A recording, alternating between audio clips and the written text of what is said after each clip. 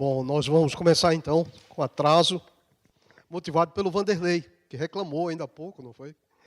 Bom, nessa sessão então vamos ter duas palestras, uma será proferida pelo Anderson Gomes e a outra pelo Robin Kaiser. Anderson de Pernambuco e Robin Kaiser de Nice, na França. Então, o primeiro a falar, então, é o Anderson Gomes. Bom, boa tarde a todos. Quantos de vocês são de ensino fundamental 1? Ninguém? Quem é de ensino fundamental 2? Quem é de ensino médio? Quem faz graduação? Em física? Química? Em biologia? Alguém diga, faz graduação em quê? Engenharia? Estatística? Excelente. Bom, essa palestra ela vai tratar de um tema que a gente chama de random laser, ou laser aleatório. Ela vai estar escrita em inglês e eu vou falar em português. It's all written in English and I'll speak in Portuguese. Both of you, I'm sure, will follow. Então, o que eu vou falar, ela tem uma parte que é relativamente simples, que eu entendo, acho que eu entendo, e tem uma segunda parte que ela é meio complexa, e nem eu entendo direito. Mas a mensagem aqui é a seguinte: quando a gente, infelizmente não tem ninguém no ensino médio que está querendo se decidir para fazer física ou fazer engenharia, mas o pessoal de estatística pode ver aqui um negócio bonito para ver, na realidade, a questão da multidisciplinaridade. Então, hoje, você trabalhar em áreas que tem, às vezes nem parece que se falam com a outra, como física fala muito tranquilamente com química, com biologia, com matemática, mas essa área de física e estatística, ou mecânica e estatística, é uma área que tem muita gente no Brasil fazendo teoria de alto nível, tem gente fazendo parte experimental. E o que eu vou falar para vocês são duas coisas, que são duas novidades. Uma novidade é essa coisa chamada random laser. Laser aleatório, que vocês ouviram falar de manhã sobre laser, mas o pessoal só contou a metade da história. Então eu vou contar a outra metade. E falar então de algo que é bem novo, bem recente, onde a gente, utilizando um laser desse tipo, vai mostrar exatamente como é que isso tem a ver com experimentos de mecânica e estatística. Recife fica localizado aqui. O nosso próximo palestrante vem da França, então você vê que é uma coisa realmente internacional. Nós vamos ter lá no próximo ano a conferência de nanofotônica em maio, vocês já estão convidados. O grupo, lá o laboratório que a gente trabalha, que faz parte do Departamento de Física e do Instituto Nacional de Fotônica, trabalha com a área de biofotônica aplicada à odontologia, tomografia óptica, a área de óptica não linear, no estilo do que o Cid falou, a gente tem muita coisa junto. Nanofotônica, onde a gente explora nanomateriais no estilo do que eu vou falar aqui hoje, no random laser, e aplicações em dispositivos fotônicos e várias atividades educacionais. O nosso grupo tem cerca de 15 pessoas atualmente, e mais os colaboradores internos, o Cristiano é do Mackenzie, a Mariana está na Inglaterra agora, e o apoio financeiro são dessas instituições, as de sempre, brasileiras e mais Força Aérea Americana. Bom, o que eu vou fazer nessa palestra, então, na primeira parte, eu vou fazer uma revisão sobre o que é um laser aleatório.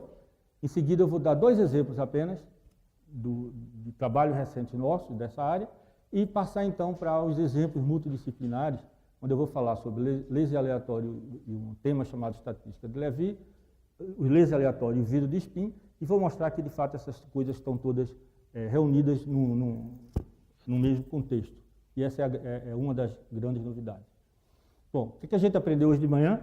Que um laser ele é formado por uma cavidade, dois espelhos, que ele tem um meio ativo, sistema de bombeamento, e esse meio ativo é formado normalmente por materiais que têm 2, 3, 4 níveis, e os principais ingredientes de um laser são exatamente o meio de ganho, que normalmente dá o nome do laser de argônia, porque o meio de ganho é argônia, assim por diante, e a cavidade. E a cavidade ela é responsável pela realimentação e por uma coisa que é chamada de modos da emissão do laser. Então, isso é um fato, é conhecido, e foi assim que a gente aprendeu de manhã.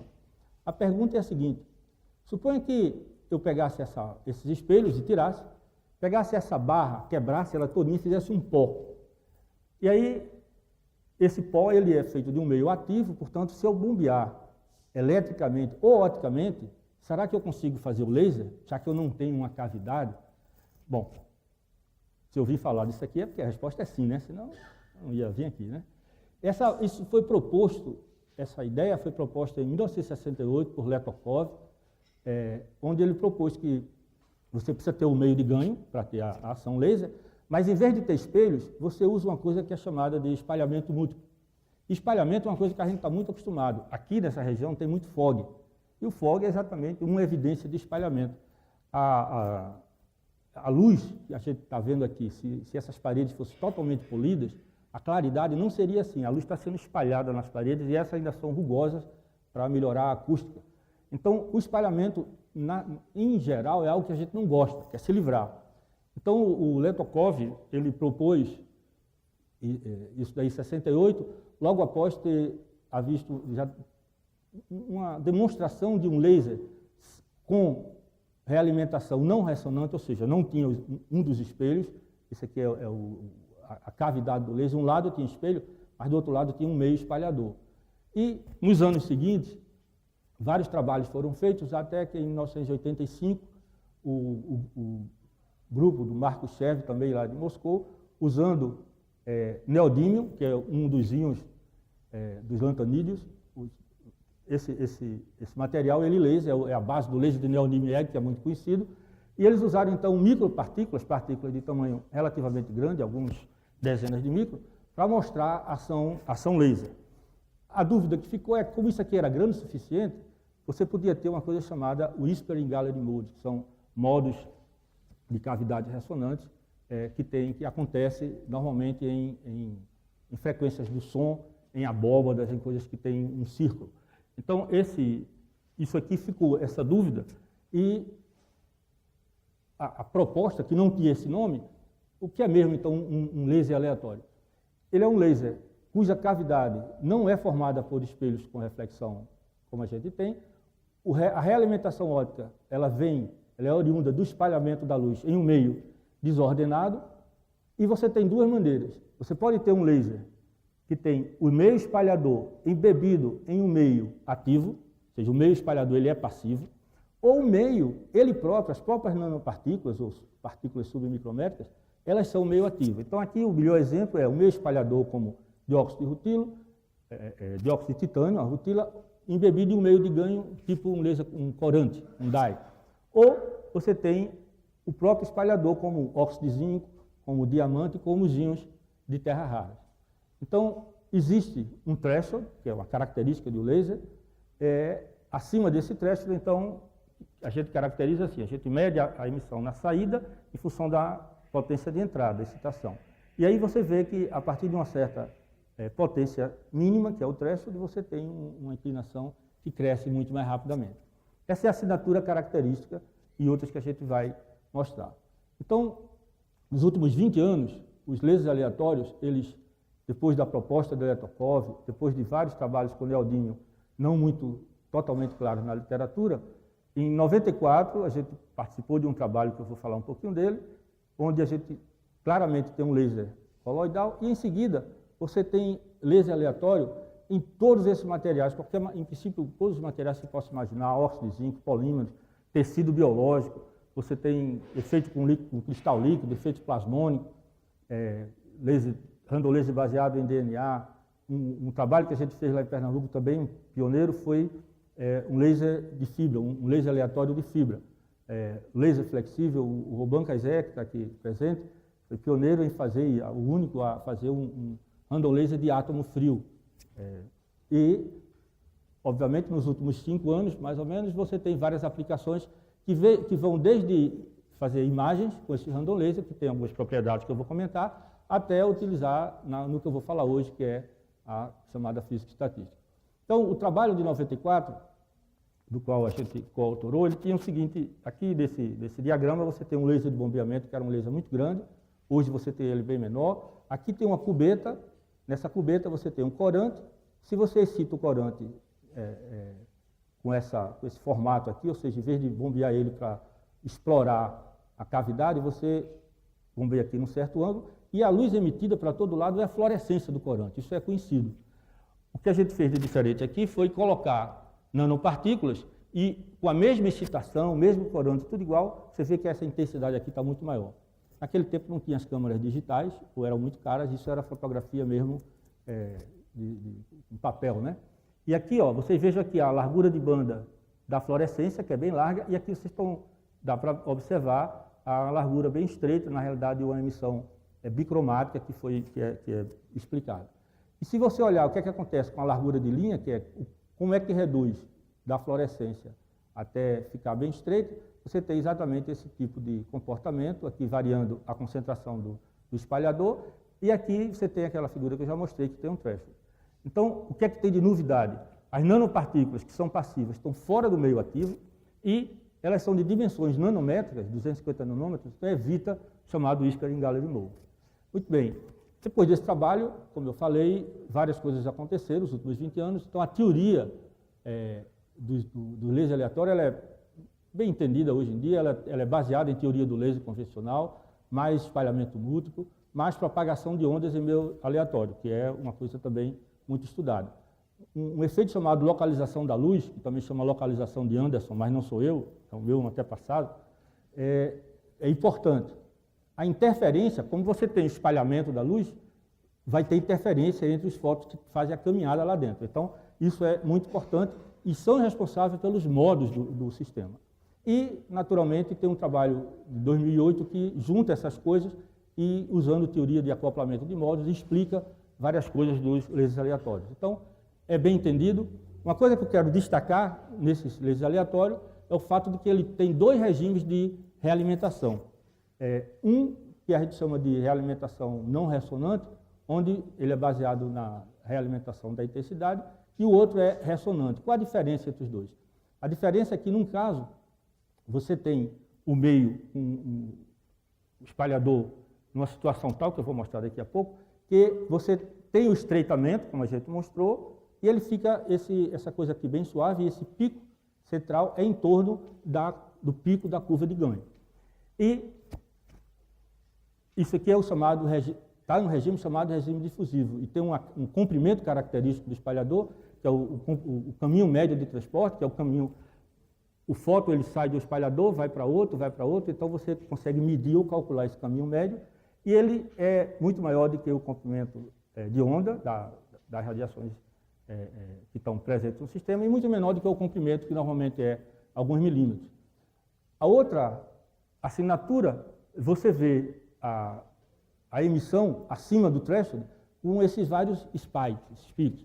Esses picos eles são reprodutivos, eles de fato correspondem aos modos do laser aleatório. Isso é devido ao fato de que agora eu estou num regime, que chama regime de localização, onde esse comprimento, o livre comprimento médio, é da ordem do comprimento de onda. Portanto, nesse regime, você tem uma realimentação que faz esses loops, e isso então você claramente vê todos os modos. Então, isso aqui é muito importante porque eu vou falar mais adiante. Então, para resumir os aspectos básicos do laser aleatório, ele é um laser que não tem espelhos, mas ele tem modos, ele não é um laser sem modos. Ou seja, ele é um cara educado, ele tem modos, no sentido amplo, né? O espectro dele é independente do ressoador, porque você não tem ressoador. Então, quem determina o espectro, as frequências, são exatamente o ganho, é o meio de ganho. Por conta disso, você não tem, facilmente, ele não é direcional e ele também não é sintonizável trivialmente, mas você pode administrar isso, você pode fazer truques para fazer sintonização e também direcionalidade. No caso da direcionalidade, é melhor você fazer um laser aleatório de fibra, porque aí ele já é direcional por natureza. Ele tem uma baixa coerência do ponto de vista espacial, mas ele tem a estatística dele, a estatística de fótons, que é uma coisa que é medida para garantir que você tem emissão laser, ela segue uma estatística poissoniana. E várias propriedades e desempenho desse laser já foram estudados. Como é que varia com threshold, com volume de bombeamento, densidade de partículas, técnicas de controle de sintonização e direcionalidade, a coerência temporal espacial já é bem conhecida, bem como as propriedades de polarização. Então ele é muito bem caracterizado, por isso mesmo já começa a entrar na parte de aplicações. Então, se você quer ver uma revisão mais recente, a gente tem um trabalho na Nano Today, tem outras revisões um pouco antigas, 13, 2005.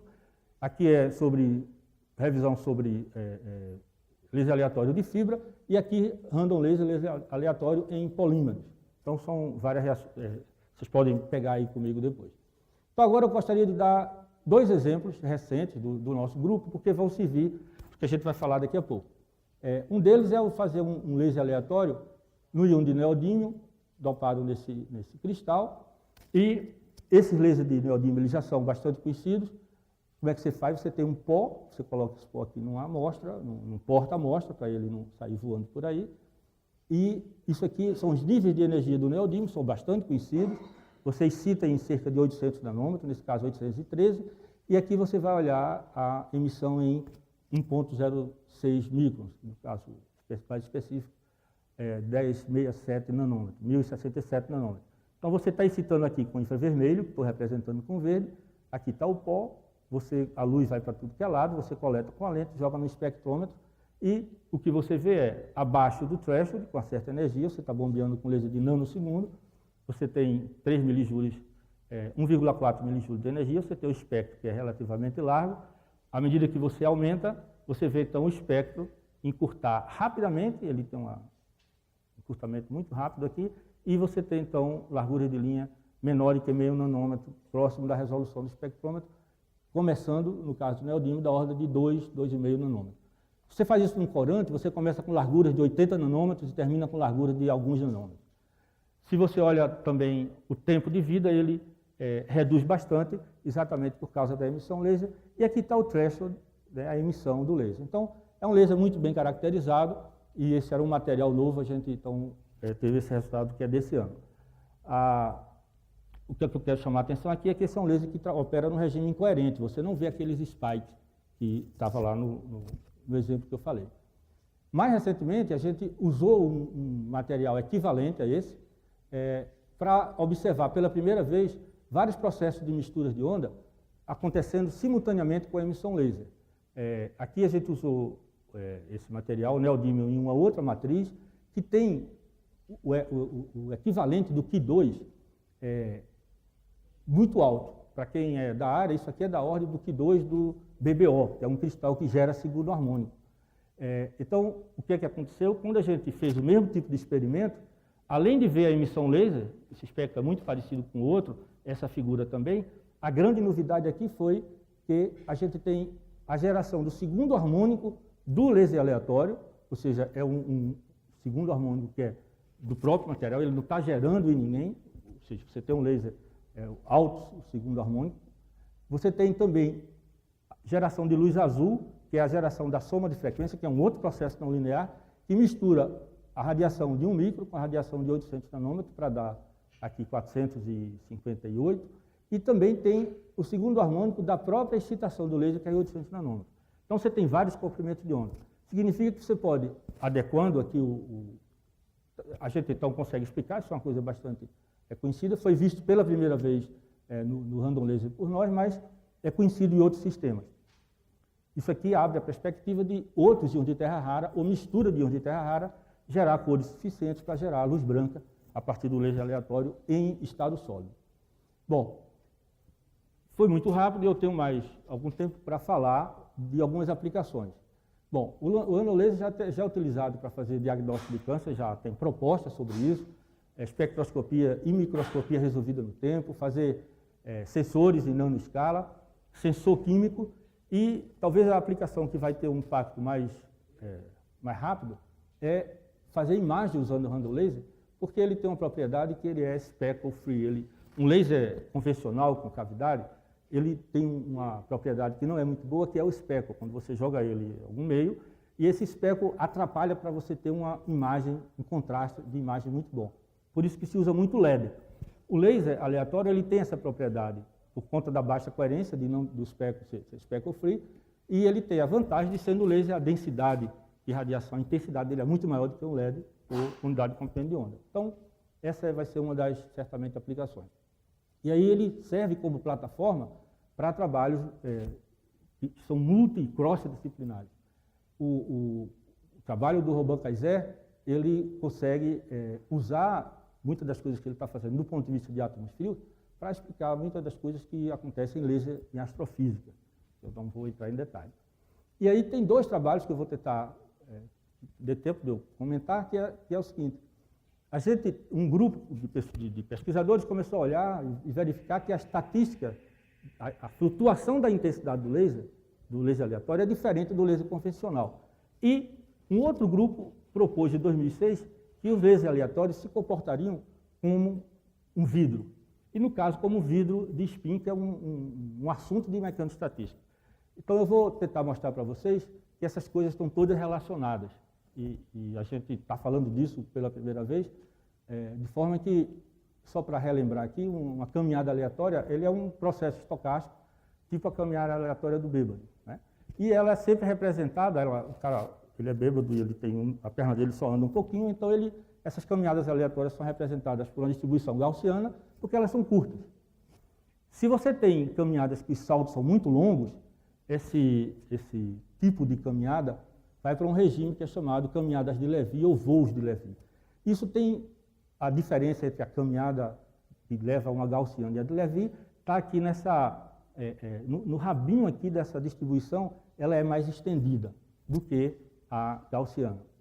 Então, isso é uma coisa bastante conhecida, principalmente em diversas áreas, como para animais que vão procurar alimentos, as pessoas viajando, comportamento de terremotos e outras coisas.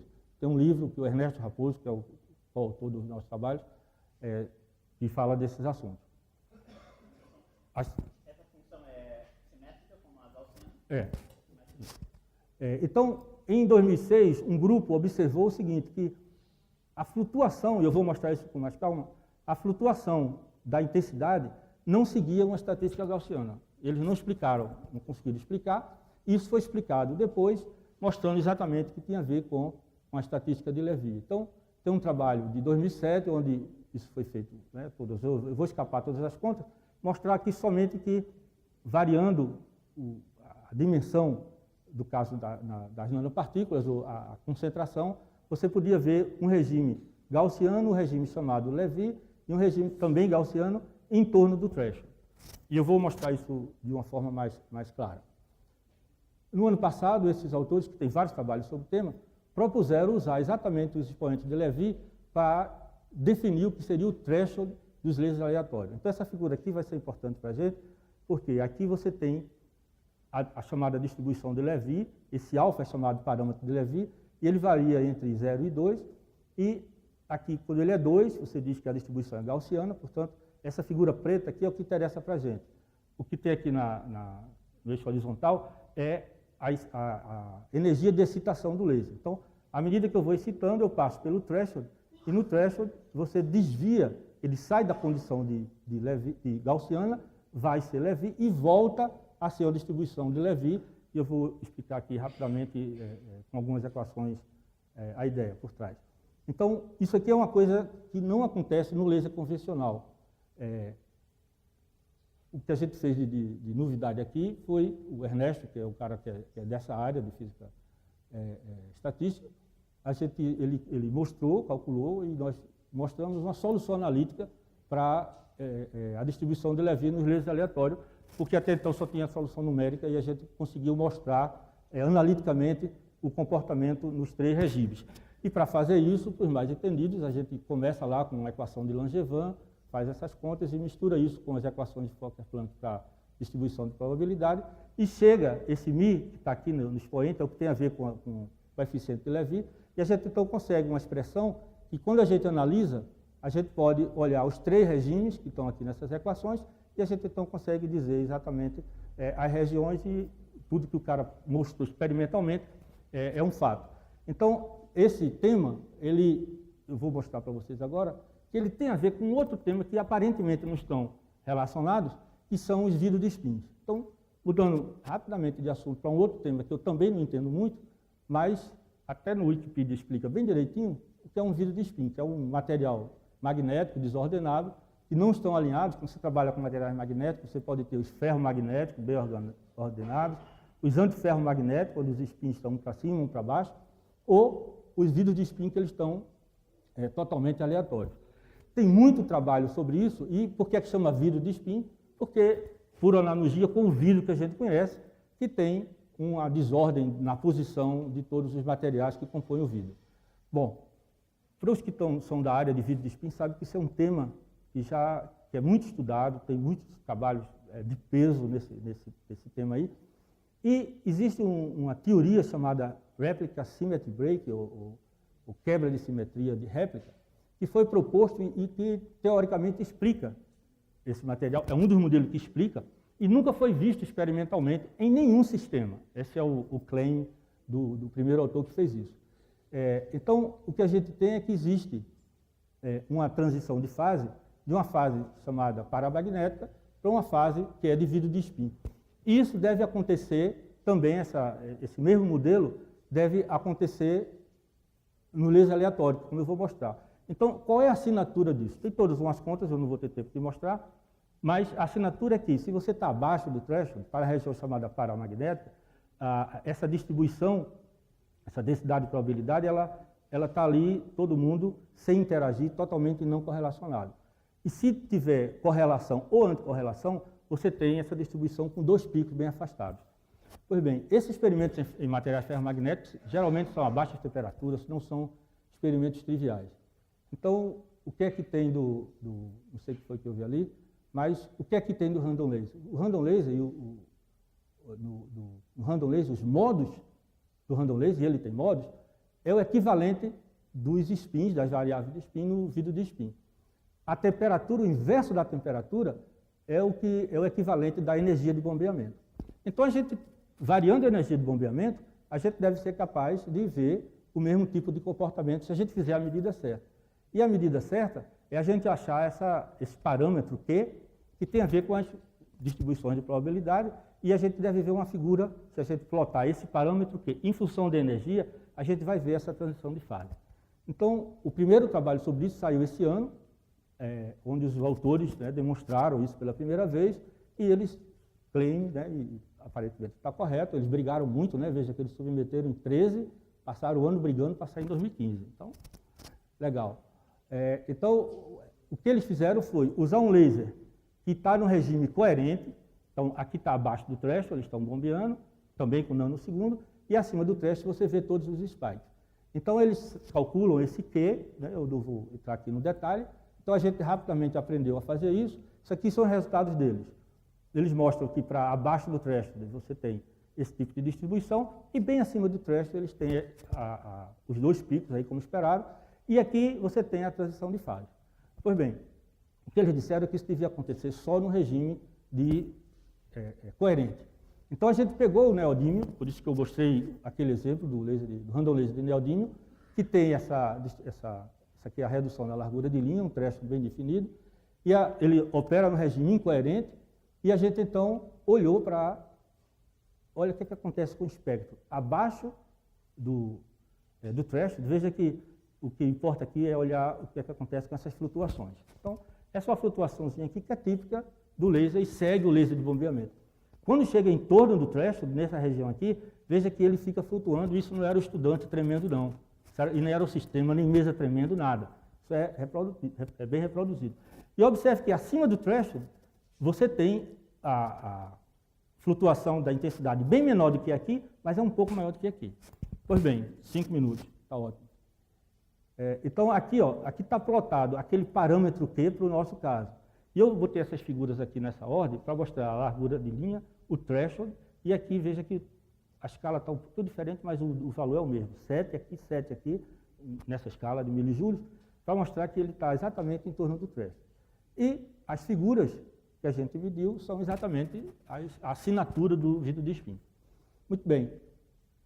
Aí a gente mudou a concentração do material e a gente observou uma coisa bem interessante. É que se a gente aumenta muito a intensidade, vai aumentando, você começa a voltar para um regime, veja que isso aqui não ficou mais constante, começa a voltar para um regime que seria também um regime equivalente a um regime gaussiano. Então, a gente entende isso aqui, tem todo um conjunto de equações que explica, mas o que é mais interessante de todo esse trabalho é o seguinte, é fazer a conexão entre a estatística de Levy e o vidro de spin no random laser, porque aqui você está vendo aquela figura, para o nosso caso, aquele alfa, ele é 2 aqui, depois ele vira menor do que 2, entre 2 e um pouquinho menos de 1, depois ele volta para 2. E nessa mesma região, onde a flutuação da intensidade está ocorrendo, você tem também a transição do Q do regime paramagnético para o regime de vidro de spin. Isso tudo aqui acontece e a gente consegue entender, e quando vai escrevendo as equações da intensidade e probabilidade, até um certo ponto elas são parecidas. Depois você vai utilizar um tipo de distribuição, outro tipo. Mas até você mostrar essas duas coisas no sistema do laser aleatório é algo que fica tão bem interessante. Então, para concluir,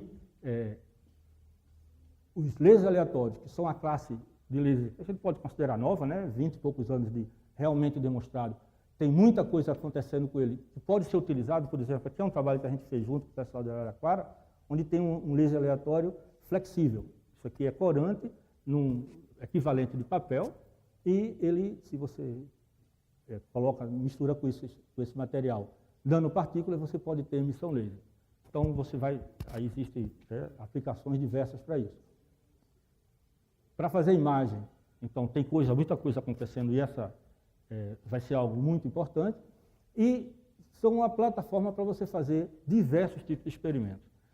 A grande vantagem é que é algo que é simples de fazer, você precisa saber a física do laser, você precisa saber a física que tem por trás dos processos que você quer ver, e você pode explorar o fato de que ele é um sistema desordenado, aberto, é um sistema complexo, é um meio espalhador, então tem muita física aqui, um sistema experimental simples e que pode, inclusive, ir para o regime, que é um nome bonito, né? Anderson, vai para o regime de localização de Anderson, que é algo também importante.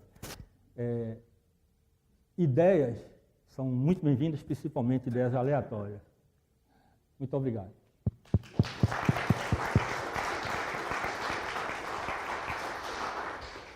Bem, perguntas?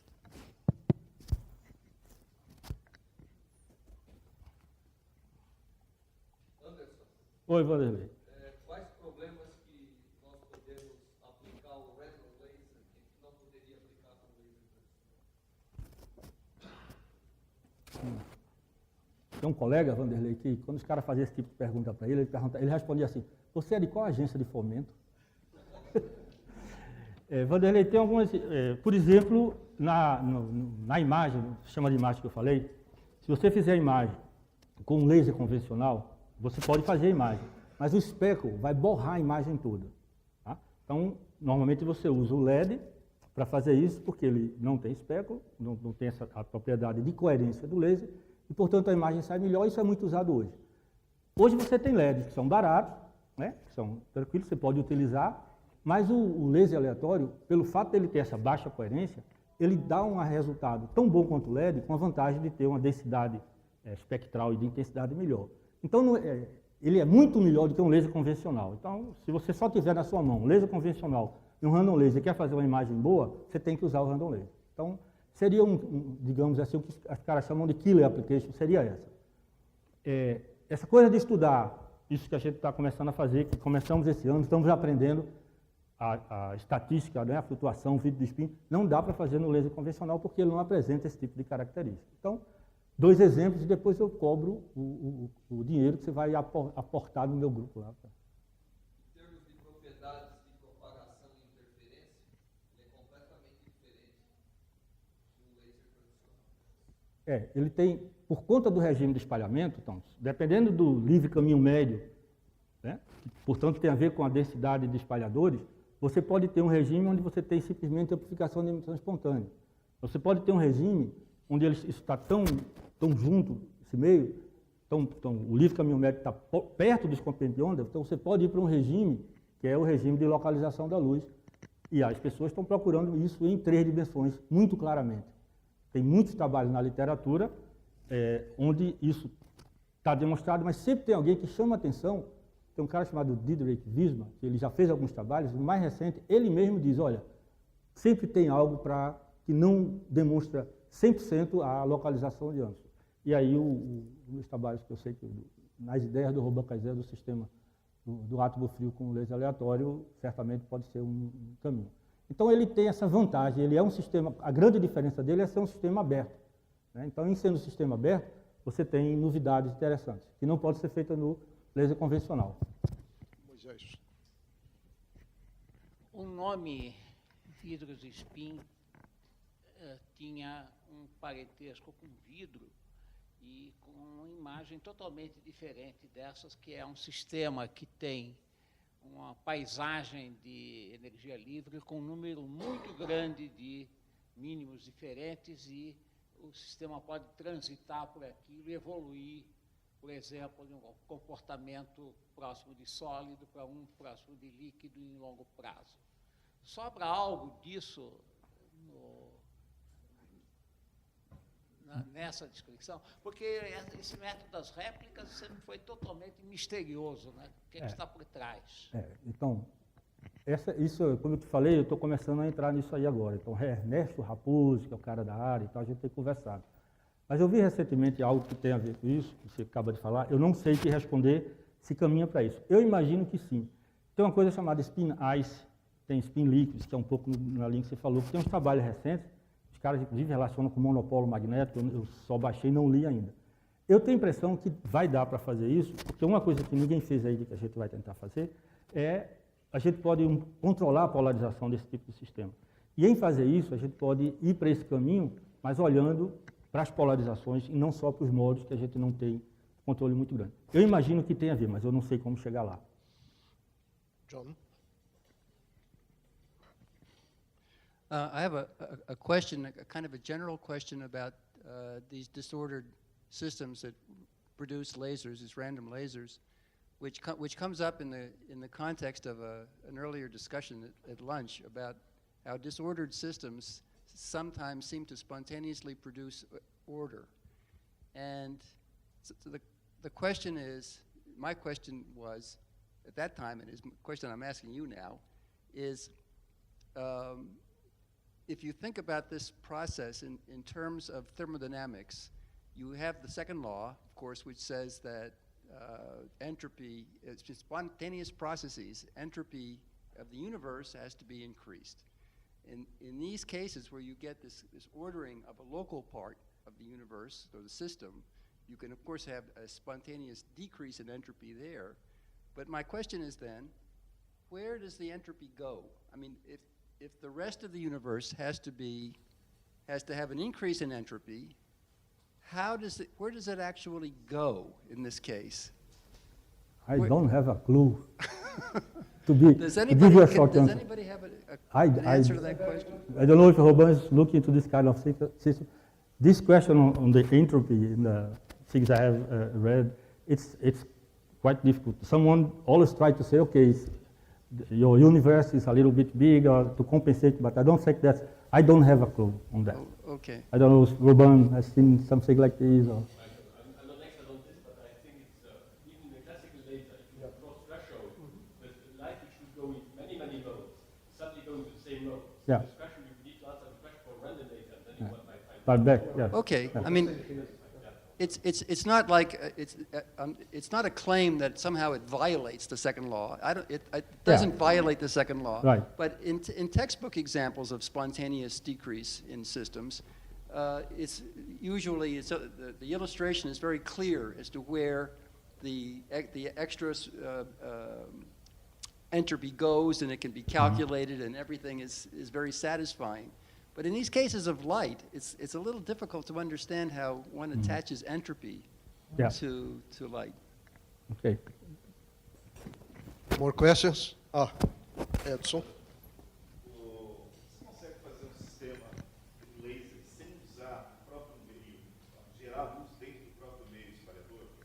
Significa o seguinte, se o meio espalhador é o que está amplificando a luz, por que não acontece eu iluminar aquele meio espalhador e ele começar a gerar modos laser aleatórios, por exemplo, já que seria um meio amplificador? A luz vem de fora. O sistema, por exemplo, é só o dióxido de titânio lá dentro, sozinho, ele é o espalhador. Dióxido de titânio lá, então você tem um contraste índice grande, certo? E se você iluminasse com, por exemplo, uma luz com uma potência de 100 que ela fosse incoerente, você não conseguiria fazer esse meio amplificar essa luz? Ela não seria gerada. Está falando o meio, o ar. Não, o ar e o pó. Não, você precisa do meio ativo que tenha inversão de população. Isso você precisa. Isso, mas aí você está gerando luz, essa luz que sai desse meio, ela é refletida lá dentro, espalhada, e isso daí que amplifica, certo? Não, veja. A amplificação não acontece dentro do... Tem duas formas. O neodímio é um meio ativo. Então, a amplificação acontece em uma partícula, então ela é muito fraca, aí ela espalha na outra, que além de espalhar, também vai amplificar. Então é um processo, o threshold nesses lasers, que são óxido de zinco, neodímio, etc., é muito mais baixo do que o threshold quando você tem o dióxido de titânio, por exemplo, que é passivo, misturado num corante. Por quê? Você está excitando o corante, aí ele gera fluorescência, aquela fluorescência vai bater numa partícula, que vai bater na outra, e por aí vai. Então, são dois processos diferentes, mas você precisa do meio ativo. Certo? Tem laser, você consegue fazer laser na atmosfera, né, por conta dos gases, etc., e certamente que é o que vai bater lá nos lasers de astrofísica. Como é que você explica o laser na atmosfera? É exatamente as partículas que tem, que fazem o papel das partículas espalhadoras desse regime. Tem que ter a emissão estimulada de um meio ativo. Não, todas as aqui. Ok, mais perguntas? Se não, vamos agradecer ao Anderson novamente.